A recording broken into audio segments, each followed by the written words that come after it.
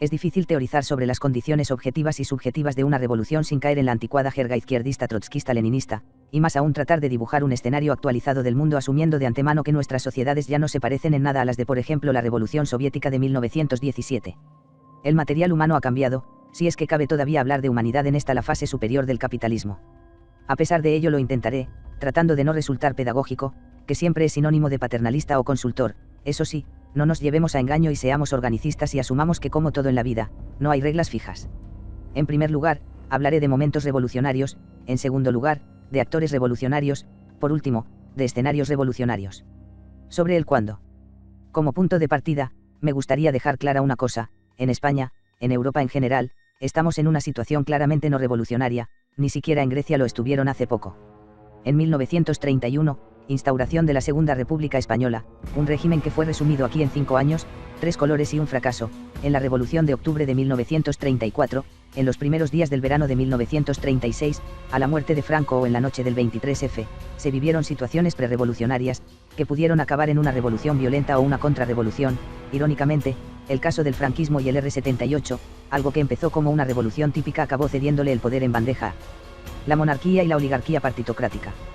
En todas las fechas citadas había una voluntad de cambio, de promoción real o artificial, pero compartida por un gran número de personas. A excepción de su lúcido ataque contra los medios de comunicación, el resto de las técnicas que defendía Malaparte en 1931 funcionaban en 1931, no hoy, entre otras razones: privatización de lo público, adoctrinamiento del capital humano, perfeccionamiento de las estrategias contrarrevolucionarias, de infiltración o de inteligencia sobre la población, mayor poder de instituciones transnacionales, de ONGs o de think tanks en la sombra, tipo Open Society Institute de Souras de intervención en diferentes procesos prerevolucionarios o revolucionarios en Georgia, Grecia, Ucrania, intereses geopolíticos ya no basados en lo ideológico sino en lo económico y en lo financiero. El carácter del siglo XXI, como digo, es otra cosa, que ya no hay ni izquierdas ni derechas, la división actual es en un lado los globalistas y en el otro los patriotas. El mundo ha cambiado mucho en muy poco tiempo, y la mayoría de la gente que nos rodea no es consciente de su valor individual, de su responsabilidad como agente de cambio dentro de una comunidad de personas. Ni lo sabe, ni quiere saberlo. En el siglo XVIII o XIX, incluso en la primera mitad del XX, el francés, el alemán, el italiano o el ruso, se veían a sí mismos como parte de una familia, que a su vez formaba un clan o una comunidad, dentro de un pueblo, una nación o un estado. Ninguno de esos conceptos hoy, con o sin comillas, funcionan igual que entonces, y algunos, ni siquiera ya funcionan. Y lo curioso es que hace 30 años todavía tenían un sentido, entendiendo por sentido un sentimiento, un mecanismo fisiológico real. El gran mérito de las democracias capitalistas ha sido conseguir en un muy breve lapso de tiempo que lo orgánico, lo fisiológico o lo natural sea visto como una serie de procesos normativos, castradores, antinaturales. Gracias al psicologismo y a otras corrientes de pensamiento promocionadas durante varias generaciones en colegios, universidades y medios de comunicación, se ha conseguido relativizar todo aquel concepto comunitario o corporativo, y lo que es peor, ridiculizarlo. Lo masculino es, por naturaleza, autoridad. La TV adoctrina a niños diariamente en que la emoción hoy es patrimonio exclusivo de mujeres o de homosexuales. En una sociedad materialista, parece claro que los primeros indicios de un posible estallido revolucionario llegarían en el momento en que el ciudadano consumidor deje de serlo, y experimente los efectos de una crisis económica en primera persona. Solo se me ocurre una ocasión, en los últimos 25 años, en la que un país europeo estuvo al borde de una situación revolucionaria, resultado de una rebelión emocional y no materialista: Bélgica a mediados de los años 90, tras las atrocidades de Marc Dutroux y sus vínculos con una poderosa red de pedofilia que reunía a empresarios y políticos. Más que una intuición, es una evidencia. El indicio: la precariedad laboral, por ejemplo, no siempre anticipa un periodo revolucionario. Así observamos durante décadas cómo en las naciones más miserables del tercer mundo la población autóctona vive en condiciones de miseria, delincuencia, hambre, corrupción generalizada, y no ocurre absolutamente nada, durante siglos, y hasta hoy. Por ello hay que plantearse qué nivel de conciencia y de ideologización, qué determinación revolucionaria tiene la población local, la que habría de protagonizar ese movimiento de cambio radical, a la hora de apoyar ese proceso, pero también la de determinar cómo y cuándo salir a la calle. No se equivocaba Lenin al avisar reiteradamente en varios de sus escritos acerca de esa gran virtud revolucionaria, quizá la más importante: la paciencia. Como tal, la voluntad de unos pocos no es suficiente. Además, un proceso revolucionario no tiene por qué desembocar en una revolución. En el caso de España, la historia reciente ha demostrado cómo a un régimen supuestamente autoritario le sucede otro abiertamente progresista, sin que en el proceso o transición, y obsérvese que la elección del término no es casual, se sucedan acontecimientos especialmente sangrientos, cruentos o violentos. En pocos años, entre 1975 y 1985, la mayoría de la población española pasó de ser franquista a ser demócrata. Diríase que es una paradoja, si no fuera por el hecho de que ni el franquismo era tan dictatorial, ni la democracia tan demócrata, y esto no es un juicio de valor. En Portugal ocurrió lo mismo con la revolución de los claveles y quien quiera saber más que se lea Portugal, golpe o revolución, aquí mismo, en esta santa casa que se llama disidencia. Lamentablemente, es fácil constatar cómo la historia, hoy, ya no es tan previsible como solía serlo en el siglo XIX o comienzos del XX. Sobre el quién y el cómo. Hasta ahora hemos reflexionado acerca del momento revolucionario, de cómo calendarizar un proceso de cambio y actuar en el momento preciso, adecuado. Ahora toca indagar en los actores que habrían de protagonizar ese proceso revolucionario. Serán las masas, una mayoría de la población. La historia nos ha enseñado una y otra vez cómo los procesos de cambio no siempre están interpretados por un gran número de personas, sino más bien al contrario. A menudo Lenin y Hitler se vanagloriaban de los inicios marginales de sus movimientos, tanto el PQS como el NSDAP comenzaron siendo movimientos minoritarios, formados por unas pocas decenas de personas, nunca más de 100. Cierto es que ni en Francia, ni en Alemania, ni en España, existía una fuerte ideologización frente a la televisiva pseudopolitización actual del total de la población, aun estando sobreexpuestas a las habituales mentiras del socialismo. Del mismo modo, no es menos cierto que aquellas generaciones triplicaban o cuadriplicaban en hombría, arrojo y virilidad a las actuales. Cuando hablo de revolución, evidentemente, hablo de cambio real, de cambio radical. En democracia, las revoluciones pacíficas, las primaveras estilo 15M no dejan de ser coreografías puntuales, que no alteran en nada el curso de los acontecimientos, y que nadie se engañe, ni las primaveras árabes ni el Maidanazo han sido revoluciones pacíficas o espontáneas, proponiendo soluciones burguesas a problemas burgueses, generados o amplificados por gobiernos socialdemócratas o de centro. En una sociedad consumista, el sistema, hábilmente, diseña revoluciones artificiales, con fecha de caducidad, dirigidas a consumidores acríticos, jóvenes, fácilmente manipulables e ilusionables, todo ello dentro del marco de lo democrático, de lo pacífico, de lo tolerante. Por ello, mientras la situación no cambie sustancialmente, en España, en general en Europa, seguiremos solucionando la democracia con más democracia y calculo, y esta es una opinión personal, que el escenario no va a cambiar demasiado de aquí a 3 o 4 años.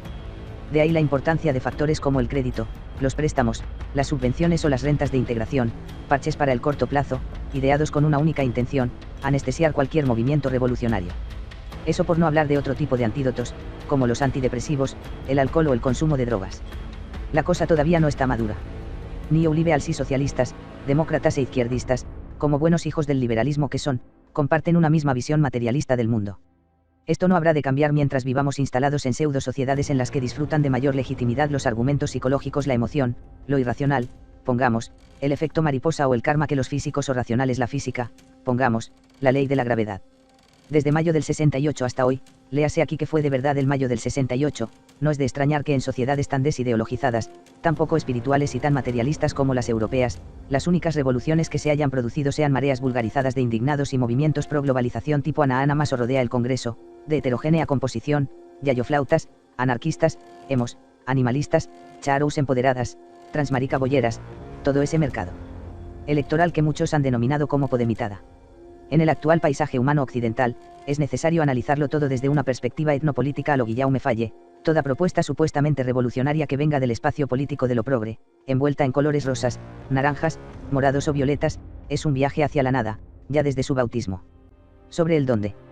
La habilidad del sistema es tal, que ha sido capaz de generar un lenguaje alternativo alrededor de las revoluciones pacíficas, y presentarlas como movimientos desde fuera cuando en la práctica están teledirigidas desde dentro. Este tipo de experimentos suelen salir mal en países del tercer mundo, si bien los jóvenes europeos o norteamericanos están muy domesticados, organizar este tipo de pseudo-revoluciones en países africanos tiene sus riesgos, de hecho, puede ocurrir que una primavera artificial, acabe de la forma más inesperada. Es el caso de Egipto, donde a las algaradas de turno le siguió el derrocamiento de Mubarak, luego la victoria electoral de los hermanos musulmanes, y finalmente un golpe de estado militar. Eso es lo divertido de las revoluciones, que nunca sabes bien cómo pueden acabar. Me gustaría acabar avisando de una verdad incómoda: en el mundo occidental, desde la caída del comunismo, hemos entrado en una fase de la historia contemporánea en la que la interacción social corporativa, el contrato social, la idea misma de comunidad o de consenso, está en estado crítico. El progresismo europeo se ha encargado de dinamitar todas las instituciones del sentido común, la familia, el matrimonio, la fidelidad, el tribalismo, el sentido de pertenencia o de propiedad, la autodefensa. Por ello es del todo absurdo teorizar sobre la práctica revolucionaria utilizando los gastados mimbres conceptuales de un Trotsky, o de un Malaparte. A un trabajador manual español le mueve más la envidia, que la propiedad de los medios de producción. El capital sin trabajo es sinónimo de éxito, incluso en las sociedades de tradición sajona. Valores como la fidelidad en la pareja o el respeto por los demás son vistos como anomalías de otro tiempo, siempre adjetivado como rancio o en blanco y negro. Por eso tengo muy claro que las grandes revoluciones del futuro, en Occidente y en gran parte de países asiáticos, aun teniendo vértices relacionados con conflictos raciales demográficos, obedecerán solo a razones económicas. No estamos ya en el siglo XIX, o el XX, estamos en una fase de la historia en la que los lazos sociales son cada vez más débiles, y esto es aplicable para la mayoría de los países europeos excepto, curiosamente, los excomunistas. Por ello será difícil que las ideas progresistas, multiculturals, globalistas o endófobas calen en países como Polonia, Rusia, Bulgaria o Hungría. He ahí una oportunidad y, lo mejor de todo, una esperanza: 140 millones de rusos, 40 millones de polacos, 40 millones de ucranianos, 10 millones de checos, 10 millones de húngaros. En el resto de la Europa occidental y con la idiosincrasia propia de cada nación, como es natural, en Francia, en Dinamarca o en Portugal, los actores revolucionarios que propongan el discurso alternativo local que habrá de generar unas condiciones subjetivas para la revolución, tendrán que ser vistos por la mayoría de la población como agentes legítimos, personas honestas, políticos vocacionales. Hasta entonces, hablar de cuadros, de vanguardias, de frentes culturales será patrimonio exclusivo de muy pocos, de esa minoría dirigente o que aspira a ser lo que es definida machaconamente por los medios de comunicación como antisistema, los 1000 técnicos de los que habla Curcio Malaparte en su libro Más maldito. Gracias a esa minoría motivada, pasó lo que pasó en Rusia, o en Alemania, en las revoluciones, decía Napoleón Bonaparte, hay dos tipos de personas, una pequeña minoría que es la que la organiza, y la mayoría, o los que se aprovechan de ellas. Ellos son la cerilla en la explosión de gas, la combustión, es ya otra cosa. Concluyendo. Si la geopolítica no lo quiere, y mientras lo antinatural sea lo normal, mientras la libertad individual siga siendo el valor supremo que está por encima de todo, mientras la reivindicación individual de la desviación sea vista como algo positivo, no cabe hablar de revolución en cualquiera de las naciones de nuestro entorno. El cadáver se está pudriendo pero todavía no huele demasiado. No es casualidad que Goebbels cerrase su último discurso en Berlín, en abril de 1945, oponiendo los conceptos de lo malo a lo bueno y de lo falso a lo verdadero, días antes de su muerte. Cuando alguien del perfil de Lucía Echeverría titula uno de sus libros Lo verdadero es un instante de lo falso, empezamos a ponerle rostro a las democracias modernas. En democracia, la verdad vale lo mismo que la mentira, y el voto de un violador lo mismo que el voto de Salvador Dalí. En el ínterin, y volvemos a ese último discurso de Goebbels, los hombres se siguen matando por poseer las cosas más superfluas y banales. Me gustaría acabar desde el optimismo. Afortunadamente, esta cosmovisión relativista del mundo está entrando en crisis en muchos países de Europa. A falta de revoluciones, los partidos de extrema derecha, poco a poco, están consiguiendo mayores éxitos electorales en todo el continente, algo que tiene mucho mérito. Los enemigos son muy poderosos, y los medios muy pocos. La tendencia continuará en los próximos años, no son victorias definitivas, ni siquiera son grandes victorias, pero son victorias. El materialismo hoy hegemónico solo agonizará definitivamente cuando el mundo material entre en crisis, y cuando los hoy ridiculizados sean los ridiculizadores, solo entonces se podrá hablar de revolución sin miedo a caer en el ridículo, y cuidado con las predicciones del famoso Kondratiev, a lo mejor tenemos que esperar 3 décadas más, a 2050.